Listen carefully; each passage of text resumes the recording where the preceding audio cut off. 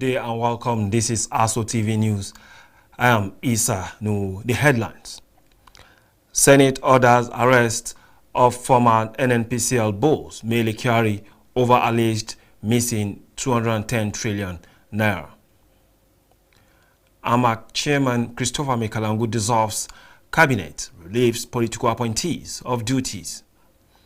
And on business, federal government reaffirms commitment to sustaining economic reforms, hails IMF assessment.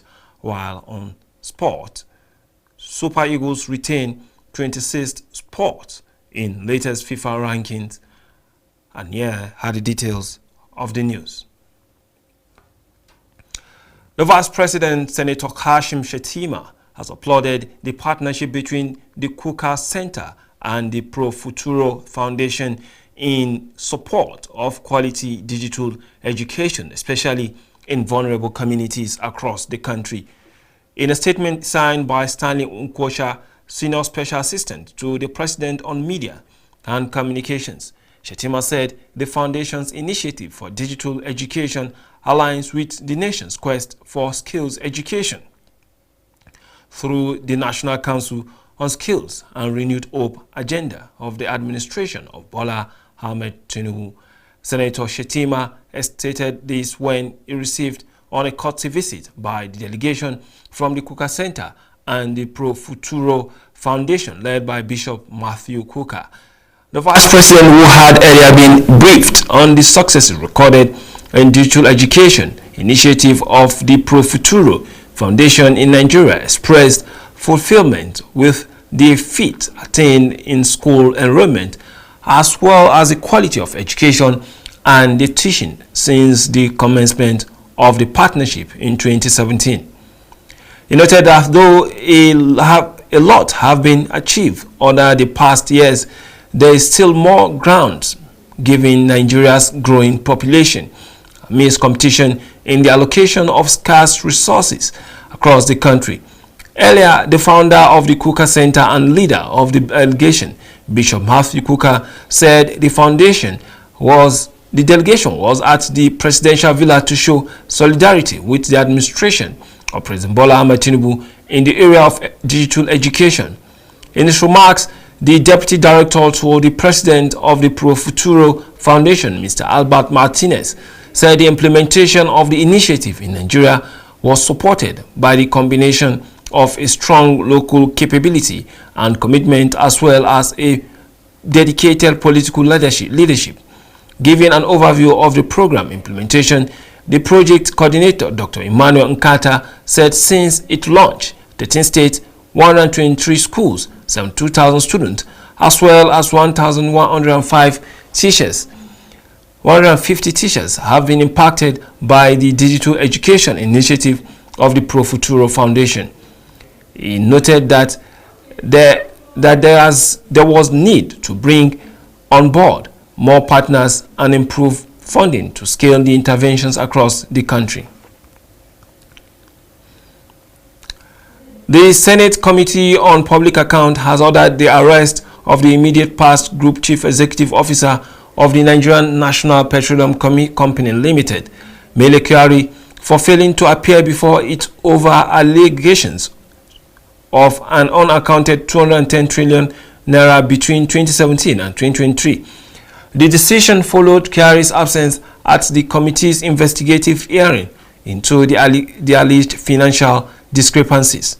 During the session, some lawmakers appealed to the committee chairman, Senator Ibrahim Dankwambu, to grant Kyari another opportunity to appear, citing reports that he was receiving medical treatment in Germany. The appeal, however, faced stiff opposition from other committee members who insisted that a warrant of arrest be issued against the former NNPCL chief. Leading the opposition, Senator Abdul Lingi, argued that verbal explanations for the Kyari's absence were insufficient and should be supported by documented medical evidence. Senator Victor Omer subsequently moved a motion for the issuance of a warrant of arrest. Seconding the motion, the committee's deputy chairman, Senator Peter Wamboe, said granting Kyari another opportunity to appear voluntarily would amount to a wild goose chase Following a voice vote, the committee overwhelmingly adopted the motion, declaring the committee's position. Dankwambo directed that Kyari be arrested wherever he is and brought before the panel. Meanwhile, former NNPCL Chief Financial Officer Umar Ajia Isa rejected claims that 210 trillion was unaccounted for, arguing that the figure exceeded the company's total revenue during the period under review. According to him, NNPCL generated about 54.5 trillion naira in revenue between 2017 and 2023, making it impossible for 210 trillion to be missing. Ajia also dismissed claims that 5.8 billion was spent on the registration of NNPCL, describing the allegation as false and damaging. He challenged those making the allegations to provide evidence in support of their claims. The chairman of Abuja Municipal Area Council, Mr. Christopher Zakame Kalangu, has approved the immediate dissolution of the council's executive cabinet and the disengagement of all political appointees. The affected by the dissolution include the council secretary, all supervisory councillors, special advisors, senior special assistant, and personal assistant, with the exception of the senior special assistant on media and public affairs. A statement issued by the chairman's senior special assistant on media and public affairs, Kingsley Madaki, said the directive takes immediate effect. Kalangu expressed profound appreciation to the outgoing cabinet members and political aides for their dedication, hard work, selflessness to the people of Abuja Municipal Area Council. He commended their invaluable contributions to the achievement recorded by his administration, noting that their commitment, loyalty, and support played a significant role in advancing the council's development agenda. The chairman wished the affected officials success in their future professional and personal endeavors, ensuring that their service and contribution to the administration would remain highly appreciated and remembered. The chairman-elect of Gwagwalada Area Council, Honorable Comrade Qasim Mohammed Ikwa, has formally invited resident political stakeholders, community leaders, and well-wishers to attend his inauguration ceremony, marking the commencement of a new administration in the council. The invitation, issued on behalf of the inauguration committee, announced that the historic event will take place on Monday, June 15, 2026 at the NEPA Open Field opposite Kotangura Estate, Gwagwalada, Abuja, beginning at 1 p.m. According to the committee, the inauguration will signal the beginning of a new chapter in the governance of the Gwagwalada Area Council, with expectation high among residents for purposeful leadership and accelerated development. Chairman of the inauguration committee, Honorable Yunusa Abdullahi Abuja, called on residents and supporters to turn out in large numbers to witness the swearing-in ceremony and celebrate the democratic transition. He noted that the presence of guests and stakeholders would add value to the occasion and contribute significantly to the success of the event. Similarly, the Secretary of the Mobilization Committee, Honorable Kechuku Agu, assured that adequate arrangements have been put in place to ensure a smooth and memorable ceremony. The inauguration is expected to attract political leaders, traditional rulers, youth group, women organizations, party supporters, and others from residents from across the Federal Capital Territory.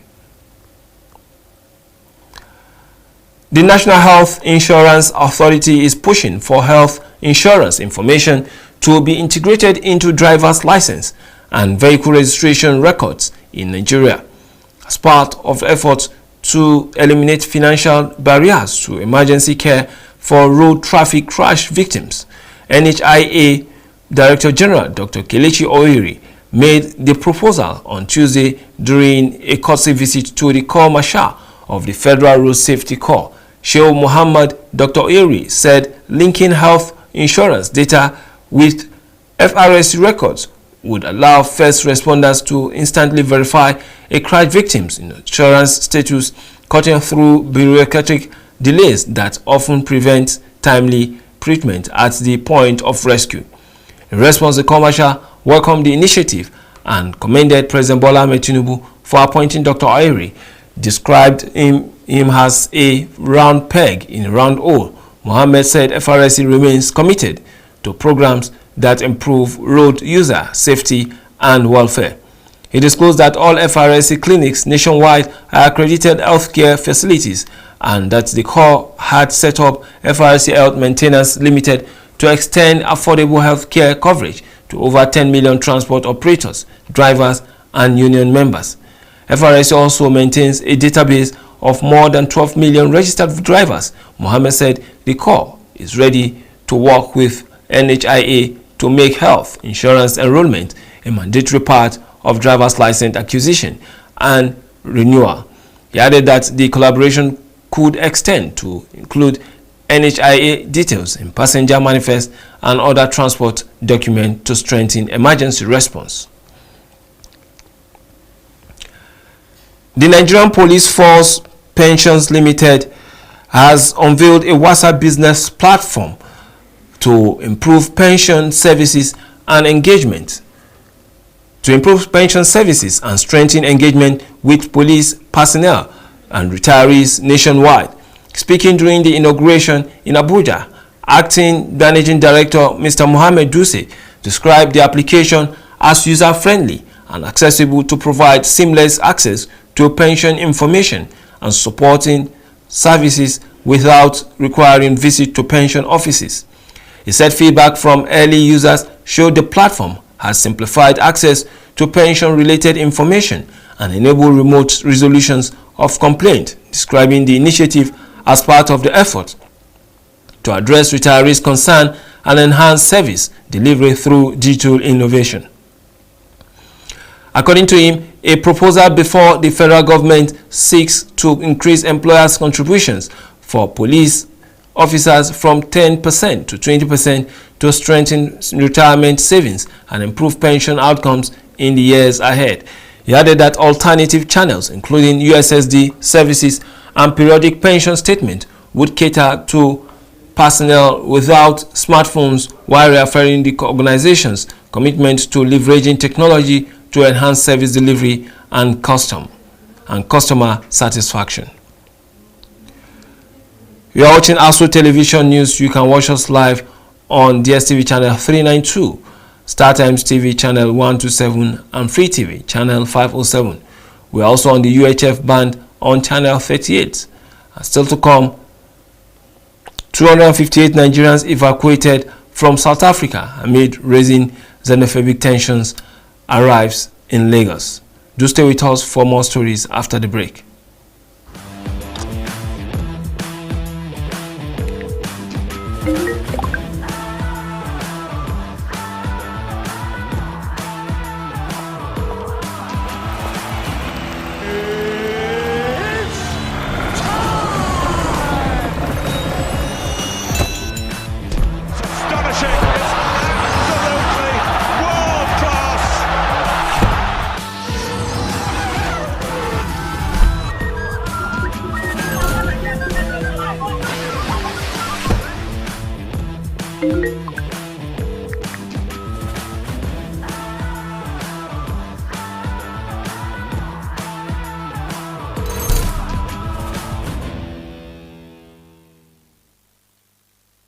The first batch of Nigerians evacuated from South Africa following recent xenophobic attacks has arrived safely in Lagos. Federal government says the exercise reflects President Tinubu's commitment to protecting citizens abroad. The special evacuation mission operated by Air Peace Flight landed at the international wing of the Murtala Muhammad International Airport at 10:25 a.m. today, where 258 Nigerian nationals were on board, escorted by officials of the Nigerian mission in South Africa, led by Acting High Commissioner Ambassador Temitope Alexander Ajayi.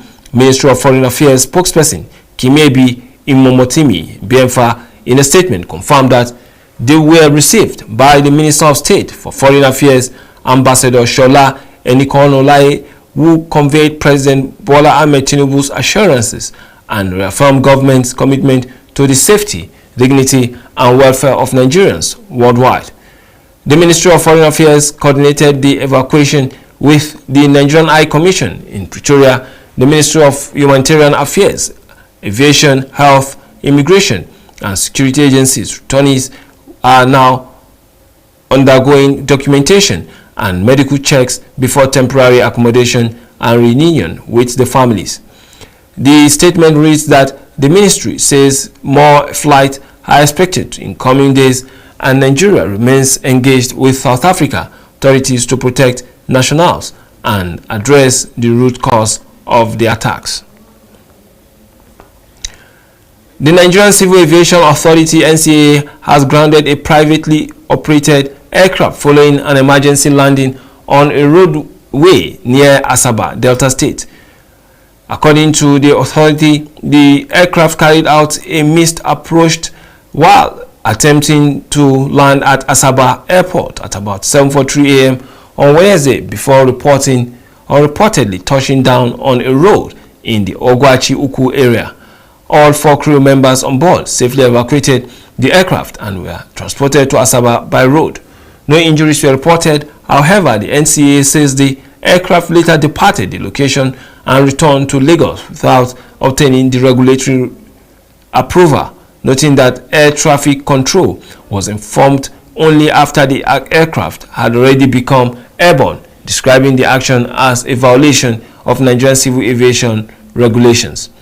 Following its arrival in Lagos, the aircraft was immediately grounded while the flight crew were placed under regulatory review pending the outcome of the investigation.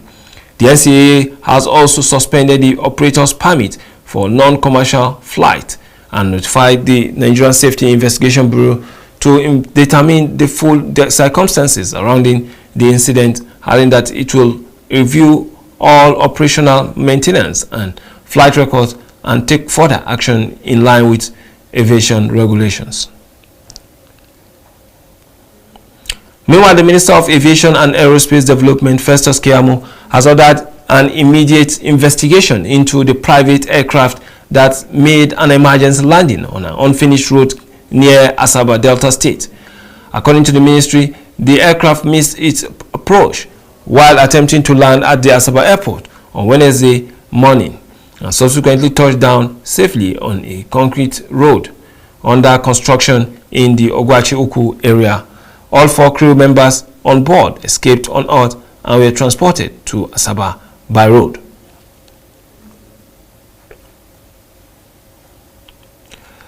The federal government has welcomed International Monetary Fund's IMF 2026 Article 4 mission concluding statement, describing it as an independent endorsement of the economic reforms being implemented under President Bola Ahmed Tinubu's administration. A statement issued by the Finance and Coordinating Minister of the Economy, Taiwo Oyedele, showed that the government said the IMF's assessment confirmed that the reforms introduced over the past 3 years are strengthening macroeconomic stability, restoring investor confidence, and laying the foundation for sustainable and inclusive growth.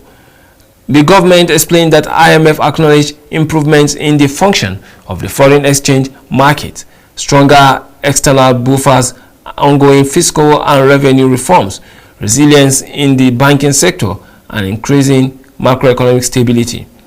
The report underscored that Nigeria is now better positioned to withstand external shocks and global economic uncertainties than in recent years. The government noted that the IMF recognized the impact of key policy measures, including the removal of fuel subsidies, of deficit monetization, foreign exchange market, and liberalization and tighter fiscal discipline, all of which have helped reduce vulnerabilities and rebuild confidence in the economy. While noting that Nigeria was well placed to benefit from higher oil prices through increased export needs, stronger fiscal revenues, and improved foreign exchange windows or inflows, the minister acknowledged that efforts were being intensified to raise crude oil production, expand domestic refining capacity, boost gas production and export, and attract fresh investment into the energy sector. The Indian Eye Commission in Abuja has teamed up with the Diplomatic Correspondent Association of Nigeria and Skipper Eye Clinic to offer free eye screening for over 100 journalists.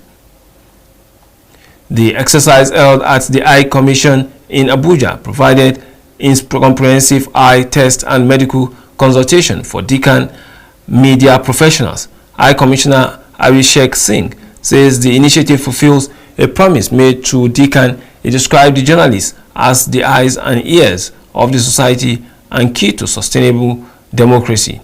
To provide journalists an opportunity to undergo eye examination and receive professional media medical advice. Healthy eyesight is vital for all individuals, especially for the media personnel who serve as the eyes and the ears of the society. Finally, I want to assure the Diplomatic Correspondents Association, especially my friend Mr. Frederick, that the High Commission of India and the Indian High Commissioner stands ready to provide whatever assistance is required to the best of our abilities. I look forward to several media interactions on all issues of bilateral importance in the weeks and months to come. Long live India-Nigeria relations. Deccan Chairman Frederick Idei, in a speech, thanked the Indian Eye Commission and disclosed plans for exchange programs to India for Deccan members. Both parties when I came in as the chairman was that I will, by the grace of God, use my office to ensure that our welfare and life is enhanced in my own little way. And this is one of those promises I made. And I'll keep on working with the embassies, high commissions, and other diplomatic community to ensure that we meet our mandate of making life better. And in terms of training, equipment of journalists, and other things that God will help us to accomplish during our time in office. Dear colleagues, both parties say the exercise was aimed at strengthening Nigeria-India relations and the welfare of the media.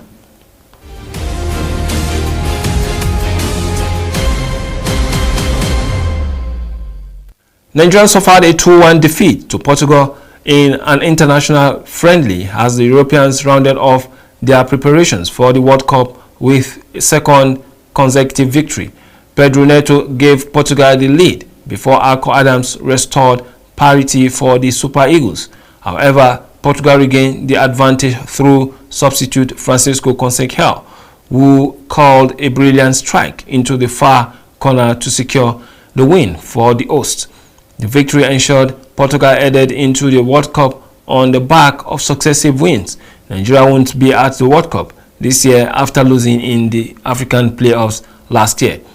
Meanwhile, the World Cup kicks off today, Thursday, 11th of June, with co-host Mexico taking on South Africa in the Estadio Azteca in Mexico City, launching a sprawling tournament of 48 teams that will last nearly 6 weeks. The extravaganza, hosted by the United States, Mexico and Canada, is the biggest World Cup in history, stretching until the final in New Jersey on July 19. It is projected to generate a record-breaking of $13 billion in total revenue. However, FIFA has continued to face criticism over the cost of tickets, while Donald Trump's immigration crackdown was seen a participating team, officials and fans refused entry to the United States. Nigeria Super Eagles have maintained their 26th position in the recently released FIFA Men's World Ranking. The 3-time African champions were in action 4 times since the previous rankings. Eric Shell's side defeated Zimbabwe's Warrior 2-0 and thrashed Jamaica's Reggae Boys 3-0 at the Unity Cup Invitational Tournament in London. The West Africans also played 2 international friendlies, drawing 2-2 with Poland in Warsaw before suffering a 2-1 defeat to Portugal in Lera on Wednesday night. Despite the mixed results, the Super Eagles remain the 3rd highest ranked team in Africa, behind Morocco's Atlas Lions and Senegal's Teranga Lions. Algeria and Egypt complete the continent's top 5 ranked teams. On the global stage, the top 5 remain unchanged, with reigning world champion Argentina retaining first place ahead of Spain, France, England and Portugal. The next FIFA's men's world ranking will be published on July 20th. That's the bulletin, but before we go, let's take another look at one of our major stories. The Senate Committee on Public Account has ordered the arrest of the immediate past Group Chief Executive Officer of the Nigerian National Petroleum Company Limited (NNPCL), Mele Kyari, for failing to appear before it over allegations of an unaccounted 210 trillion naira between 2017 and 2023. That's the bulletin. I am Isa Nu. Thanks for watching.